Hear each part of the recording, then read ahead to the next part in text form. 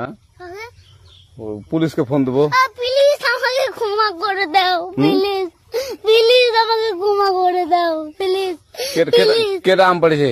ওই যে ফারুককে ধরে নিয়ে আসেন, ওয়ে দিরাচ্ছে, আমি দিরাই নাই, প্লিজ। ওই আমটা তুল আমটা তুল। কোনটা আম? হ্যাঁ এই যে এই জাম, আরে এই জাম ওরা ছিঁড়ে দিছে, আপনি ছিঁড়ে নেই, প্লিজ। তো একটু দূরে টাড়া কি ওখানে টাড়া। এখন কি করছিস কয়া?